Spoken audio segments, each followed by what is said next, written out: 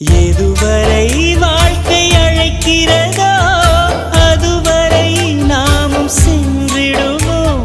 விடை பெறும் நேரம் வரும்போதும் சிரிப்பினில் நன்றி சொல்லிடுவோம்.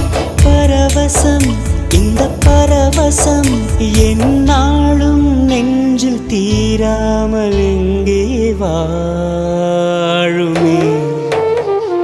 கடவுள் தந்த அழகிய வாழ்வு உலகம் முழுதும்